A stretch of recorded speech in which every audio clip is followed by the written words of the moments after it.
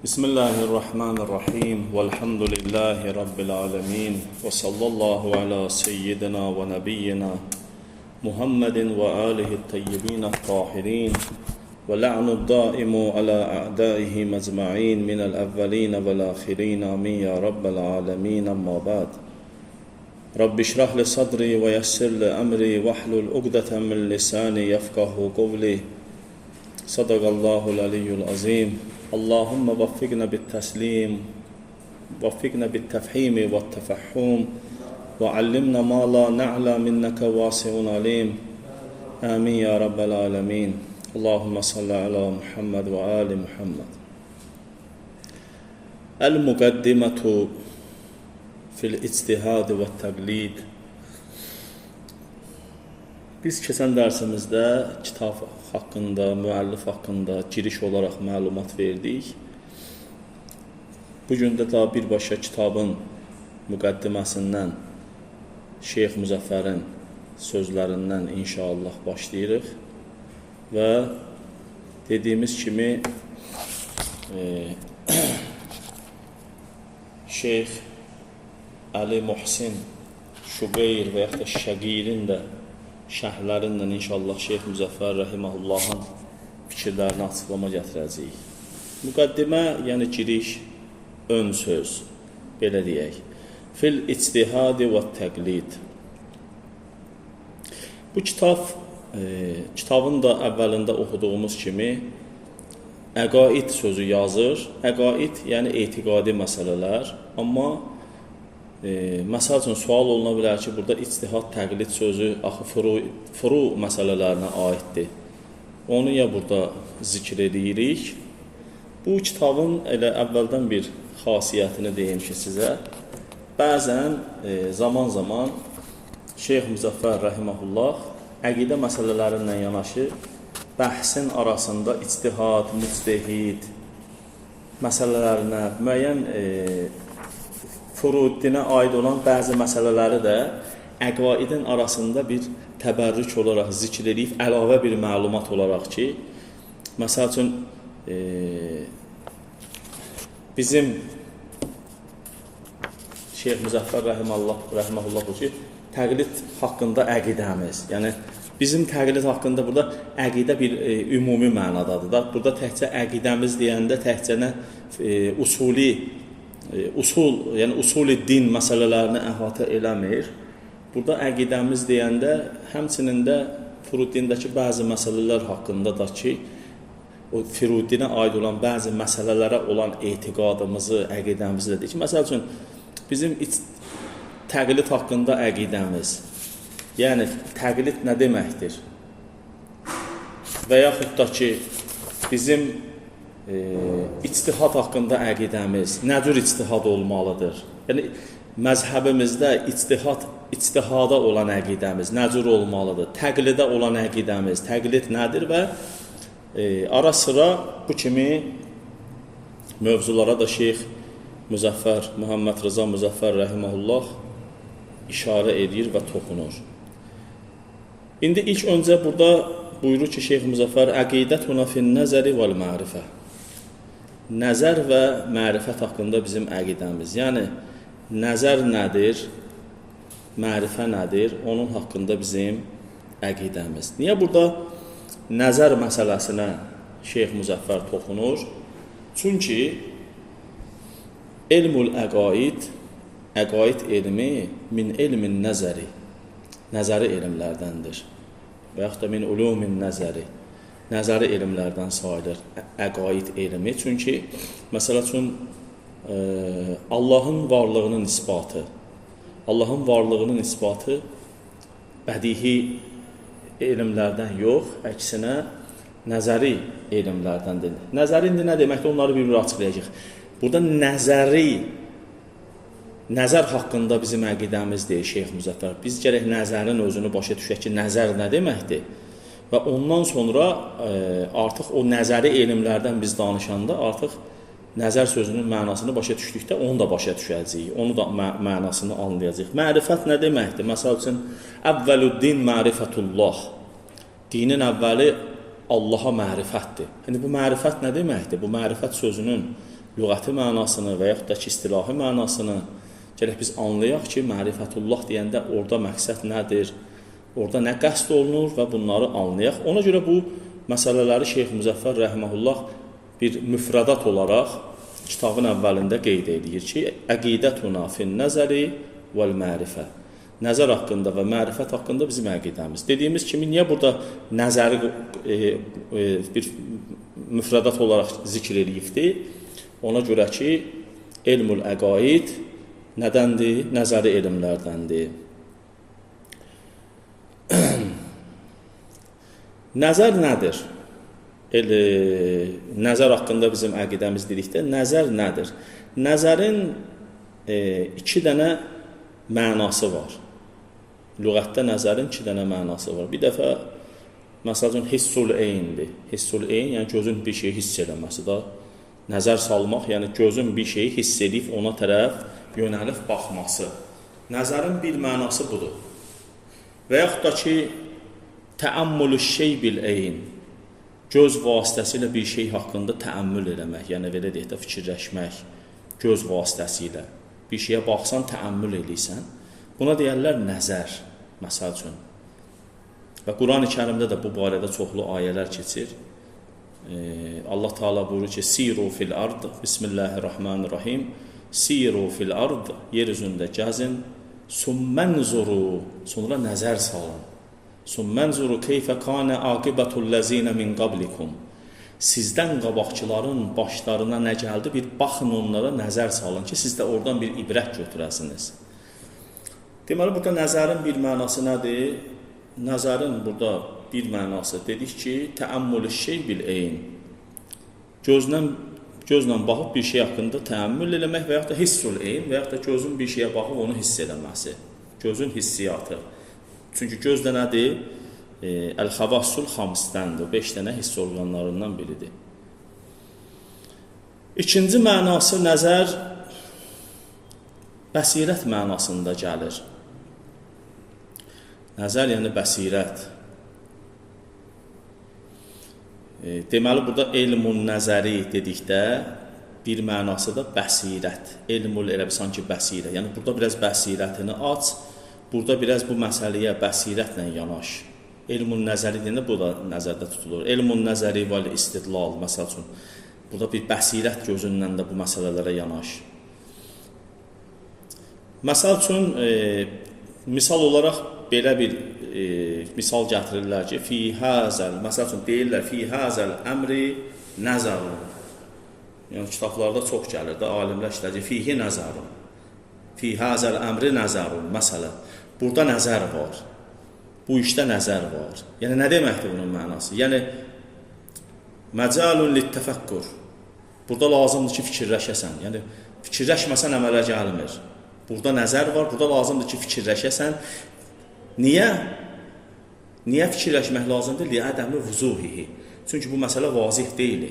Deməli, elmi nəzəri nədir? Əvvəl ilkin baxışda nədir? Vuzuh deyil, vazih deyil. Ona görə də elmi bədihidən fərqlidir. Elmi bədihi vazihdir.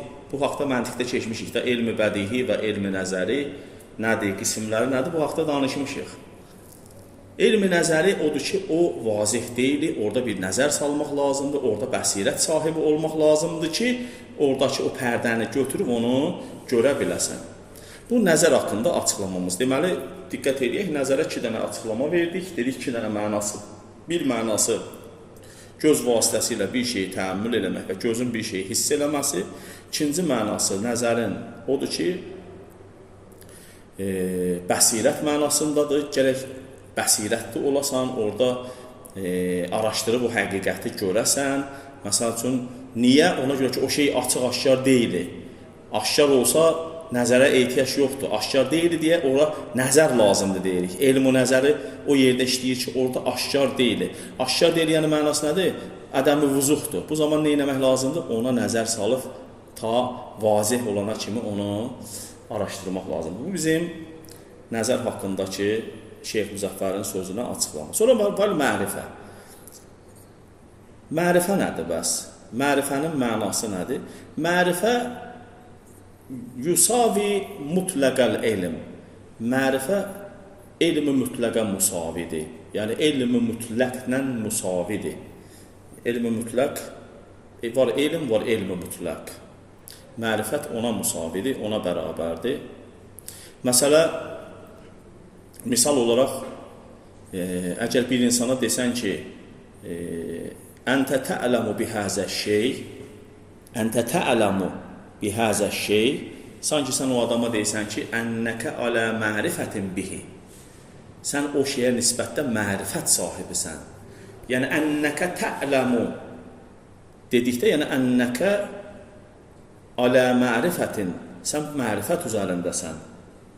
Nə cür idi orada? Misal, ənnəkə alə mərifətin bih, sən həmin şeyə qarşı mərifət sahibisən. Yəni, mərifət də bir növ bilmək, amma mərifət sözü mütləq elmin musavi olan mütləq elmin şeyində işləyir.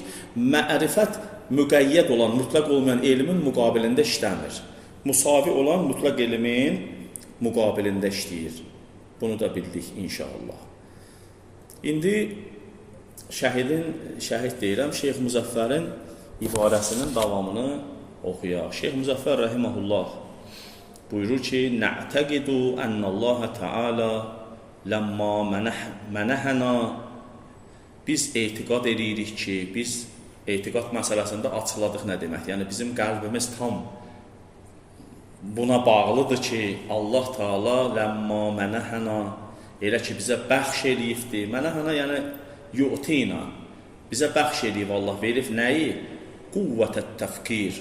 Allah bizə fikir qüvvəsini bəxş elədiyinə etiqad edirik ki, Allah bizə bir dənə qüvvə verib fikirləşmək üçün. Və vəhəbə lənə əl-əql. Allah bizə ağıl bəxş eləyibdir. Yəni, Allah bizə həm fikirləşmək qüvvəsi verib, həm də ağıl bəxş eləyibdir bizə.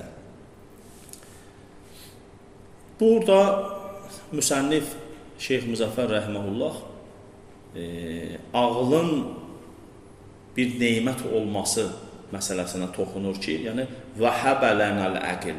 Allah bizə ağıl bəxş eləyibdir. Burada ağıl neymətinin insana Allah tərəfindən bəxş olunması haqqında danışır ki, hansı ki o ağıl ki, bəndələrin işlərini Allah o ağıl vasitəsilə idarə eləyir. Həm savab baxımından, həm iqab baxımından. İndi usul-i kafidə də bu babda hədislər gəlibdir əql bölməsində. İndi onlardan da bir neçəsini siz əzizlərə zikr edərik. Allah insanoğluna, Allah bəndələrinə ən böyük neyməti ağıldır. Hansı ki, Allah qiyamət günündə bəndələrinə hüccət gətirəcəkdir o ağılın sayəsində. Çünki əgər Allah təbarəkə və teala insana o ağılı verməsəydi, onlara hüccət gətirməzdi. Nəyə görə Allah qiyamət günündə heyvanları soru-sual eləməz? Nəyə görə heyvanlara əzab verilməz? Məsəl üçün, niyə? Çünki onlara ağıl verilməyibdir ki, onlara da bir hüccət gətirilsin ki, sən ya bunu belə eləmədin, bunu belə elədin. Və həmçinin ağıl haqqında olan hədislərdən biri budur ki, Peyğəmbərimizdən sallallahu aleyhi və aleyhdən hədisimizdə gəlir ki, Allah insana 2 dənə hüccət təyin eləmişdir. Biri batini hüccətdir, biri zahiri hüccətdir. Hansı ki, batini hüccət, Allahın insana bəxş elədiyi batini hüccət ağıldır. Zahiri hüccət də nədir? Allahın göndərdiyi peyğəmbərlər, rəsullardır ki, necə ki, İmam Musa Kazim əleyhissalam bir hədisdə buyurur ki, وَقَدْ اِمْتَحَنَ اللّٰهُ الْأَقْلِ فِي كِتَابِهِ الْعَزِيزِ وَالسُنَّةِ الْمُتَحَّرَةِ.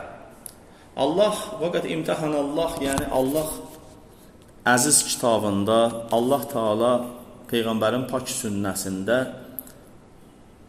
ağıl, daha doğrusu üzr istəyirəm, gözümdən imtihana sözü ki, imtədəhə, mədh sözündəndir. Biraz qaranlıq kimidir, gözümdən qaçmışdı. İmtədəhəllahul əqlə fi kitabihil aziz və fi sünnətil mutahhara. Allah Musa Kazim əleyhissalam buyurur ki, öz kitabında və Peyğəmbərin sünnəsində də ağılı tərif eləmişdi Qalə Teala, Əuzu billahi minəşşeytanirracim, Bismillahirrahmanirrahim. Əl-ləzinə yəstəmi'unəl qovlə fəyəttəbi'unə əhsənəh. Ağıl sahiblərini Allah mədh edir ki, onlar o kəslərdirlər ki, sözlərə qulaq asarlar və yaxşısına tabi olarlar.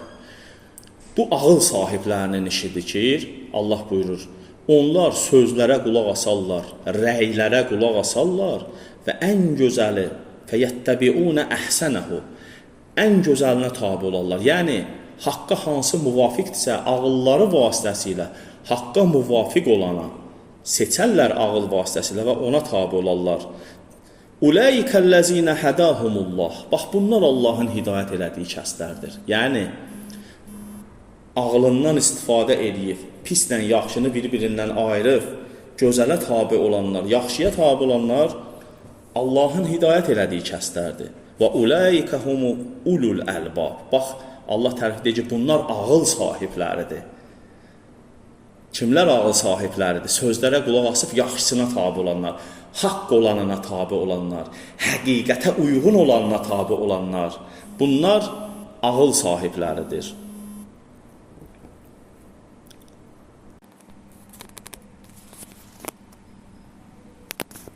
Sonra Allah Təbarəkə və Teala bu birinci ayədə, zikr elədiyimiz ayədə biz görürük ki, Allah Teala ağıl sahiblərini mədh eləyir, Allah ağıl sahiblərini tərifləyir. Zümər surəsinin 18-19-cu ayələrini inşallah baxıb oxuya bilərik. Sonra Allah başqa bir ayədə buyurur ki, Bismillahirrahmanirrahim. İnnə fi xalqis səmavati vəl ard və ixtilafil leyli vən nəhər. Həqiqətən göylərin və yerin yaradılmasında, gecə ilə gündüzün biri-birini əvəz eləməsində, vəl fulkilləti təcri fil bəhr, və o dənizdə üzən gəmilərdə sizin üçün fayda verən, ticarət elədiyiniz və yaxud da bir ölkədən başqa ölkəyə getməyiniz, dəniz vasitəsilə gəlməyinizdə, hansı ki, bimə yənfəunnas, hansı ki, bu gəmilərlə gediş-gəliş insanlara bir fayda verir, insanlar oradan mənfəət əldə edir. Və mə ənzəlallahu minəs-səmai min ma'in, Allahın səmadan suyu nazil eləməsində fəəhya bihil arda bə'də mevtiha, yer öldükdən sonra yeri Allah yenidən diriltməsində və bəssə fihə min kulli dəbbə, və yer üzündə hər bir canlıdan Allahın artırmasında, yəni çoxaltmasında, dabbə, yəni yer üzündə gəzən bütün canlıları yaymasında, növbə-növ, ətləri yiyilənlər, yiyilməyənlər. Və təsrifir riyahi və səhabil musəxxərə beynəs-səmai vəl-ard, göylə yerin arasında üzən, gedən, gələn bulutlarda, küləklərin əsməsində, لَآيَاتٍ لِقَوْمٍ يَعْقِلُونَ. Həqiqətən bunda ağıl sahibi olan qövm üçün nişanələr və ayələr var. Əzizlər, Allah bu ayəni boşu-boşuna zikr eləmir. Allah Təbarəkə və Teala burada göylərin və yerin yarat, gecə ilə gündüzün biri-birini əvəz eləməsində, həqiqətən gecənin gedib gündüzün gəlməsi, bunlar heç biri əbəs yerə deyil. Dənizdə gəmilərin insanlar üçün fayda verməsi ilə üzməsi, yer öldükdən sonra səmadan biz yağışı nazil edib o yeri yenidən diriltməyimiz, bunlar heç biri öz-özünə baş verə bilməz. Ölmüş yeri təzədən su göndərib bir dirildən var. Bütün bunlar hamısı Allahın varlığını göstərən dəlillər və nişanələrdir ki, Allah buyurur ki, bunu da bunda həqiqətən ağıl sahibləri üçün ibrətlər və düşüncələr vardır. Burada çox məsələn, bu ayənin təfsirinə geçək, çox üzərində dayanmaq olar. Ümumiyyətlə, bu işlər öz-özünə baş verə bilərmi? Yəni, heç bir şey təsir edən olmadan baş verə bilərmi? O gecə ilə gündüzün nizam-intizam çərçivəsində minlərlə illər, yüz minlərlə yüz illərdir gecə ilə gündüzün ardıcıl olaraq bir-birini əvəz eləməsində, heç bir gecə ilə gündüzün arasında heç bir ziddiyyət və ixtilaf olmaması, bu işin hansısa bir qüdrətli, nizam-intizam sahibi olan bir varlığa dəlalət eləməsi deyilmi?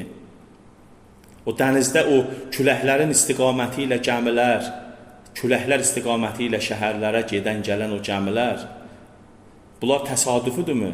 Bunların arxasında bir tədbir sahibinin olmasına dəlil deyilmi? Allah ki, bunda ayələr vardır. Bir iki dənə də hədis deyək inşallah. İmam Muhammed Baqir əleyhissalam buyurur ki, "Ləmmə xalaqallahul əqlə istəntəqəhu summa qalə lehu." Elə ki Allah ağlı yaratdı, ona danışmaq qabiliyyəti verdi və ona dedi: "Əqbil fə əqbələ." Dedi: "İrəliyə gəl." Ağıl irəliyə gəldi. Summa qalə lehu ədbir fə ədbərə. Sonra dedi: "Geriyə çəkil." Ağıl geriyə çəkildi. Summa qalə, sonra Allah buyurdu ağıla: "Və izzəti və cəlali mə xələqtu xəlqən huva əhəbbu ileyyə minkə." İzzət-i cəlalıma and olsun ki, səndən sevimli bir varlıq yoxdur mənə. Və la əkməltukə illə fīmən əhəbbu. Kimi sevirəmsə səni onda kamil eləyəcəm mən. Həmin insanları kamil ağıl sahibi eləyəcəm. Kimləri ki sevirəm, onları sənlə zinətləndirib, onları kamil bir ağıl sahibi eləyəcəm. Əma inni iyyəkə amir və iyyəkə ənha. Gör, sənə görə insanlara ya əmr eləyəcəm və sənə görə çəkindirəcəm. Yəni sənin vasitənlə əmr eləyəcəm ki, sən ağıl sahibi olanlar mənim bu əmrimi başa düşəcəklər ki, bunu yerinə yetirmək lazımdır. Məsələn, namaz qıl. Niyə namaz qılaq? Ağıl sahibləri fikirləşib sənin bir nemət sahibi olduğunu və nemət sahibə, yəni munimə şükr eləməyin vacib olduğunu ağılları vasitəsilə fikirləşib, o əmri yerinə yetirəcəklər. Sənə görə əmr eləyəcəm və sənə görə nəhy eləyəcəm. Nədən çəkindirmişəmsə də ağıl sahibləri onun mahiyyəti haqqında fikirləşəcəklər. Onda bir xeyrin və faydanın olmadığını görüb ağılları vasitəsilə qərar verəcəklər ki, Rəbbimiz bundan bizi boşuna çəkindirməmişdi. Əgər bunda bir fayda olsaydı bizim üçün, heç vaxt bizi bu işdən nəhy eləməzdi. Və özləri də o nəhyin səbəbini tapdıqda deyəcəklər ki, həqiqətən də Allah nəhy eləməsə də heç bu işləri görmək lazım deyil, deyib ağılları vasitəsilə bunu tapacaqlar deyir. Və iyyəkə uaqib və iyyəkə usib. Sənə görə əzab verəcəm ey ağıl, sənə görə savab verəcəm. Çünki sənə görə əzab verəcəm ona görə ki, əgər səndən istifadə eləsəydi heç hava o nəhyi, qadağan olunmuşu, haramı gedib eləməzdi. Səni zayi elədi, getdi haramla məşğul oldu. Ona görə ona əzab verəcəm. Ona görə savab verəcəm, çünki səndən istifadə elədi, səni ehtiramlı tutdu, sənə ehtimam elədi, sənə önəm verdi və o ağlın sayəsində özünü o pis işdən çəkindirdi deyə ona savab verəcəm deyir Allah. Usul-i Kafidə cilt 1, səhifə 10, hədis nömrə 1-dədir. Bu babda yəni ki, hədislər çoxdur ta, çox uzatmıram. Ona görə də Şeyx Müzəffər rəhməhullah buyur ki, Allah bizə etiqadımız budur ki, fikir qüvvəsi bəxş elədi və bizə ağıl bəxş elədi ki, hansı ki, savab da ona görədir, iqab da ona görədir, insana əmr və nəhyin gəlməsi hamısı ona görədir. Və əmərənə ən nətəfəkkərə fi xalqihi. Allah bizə əmr elədi ki, biz fikirləşək. Nəyi fikirləşək? Biz fikirləşək fi xalqihi. Onun yaratdıqları haqqında fikirləşək. Yəni Allah təbarəkə və Teala insana nazil elədiyi birinci bu sözdə, Peyğəmbərə və bəşəriyyətə nazil elədiyi birinci söz bu oldu ki, İqra bismi Rabbik. Ey Peyğəmbər, Rəbbinin adı ilə oxu. Nəyi? Əlləzi xaləq. O şeyləri ki, Rəbbin yaradıbdır, onu insanlara oxu. Bu ayənin bir mənası belədir. Nöqtəni əgər biz İqra bismi Rabbikdə qoysaq, İqra bismi Rabbikəlləzi xaləq deyib tamam oxusaq mənası bu ki, yaradan Rəbbinin adı ilə oxu. Amma təfsir alimlərindən bir iddəsi deyirlər ki, yox. Rəbbinin adı ilə oxu. Nəyi? Əlləzi xaləq. Rəbbinin yaratdığı şeyləri oxu. Ona görə də əmərənə ən nətəfəkkərə fi xəlqih. Allah bizə əmr edib ki, onun yaratdıqları haqqında fikirləşək. Niyə? Çünki biz onun yaratdıqları haqqında fikirləşsək, Allahın yaratdığı, xarici aləmdə Allahın yaratdıqlarının haqqında fikirləşdikdə, biz ağlımız sayəsindən Allahın varlığına gedən yolu və Allahı tapırıq. Və nənzur, yəni əmərənə ən nətəfəkkərə və əmərənə ən nənzurə bittəəmmül fi əsəri sun'ihi. Allah bizə əmr edib ki, biz nəzər salaq. Nəyə? Onun yaratdığı əsərlərə. Və nənzur bit təəmmül. Təəmmül yəni fikirləşməklə. Fi əsəri sunihi. Sunihi yəni bir növ xəlqihi, icadihi, onun yaratdığı əsərlərə baxaq.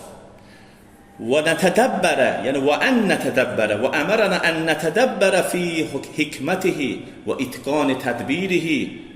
Allah bizə əmr edir ki, biz tədəbbür eləyək, təzəkkür eləyək, fikirləşək.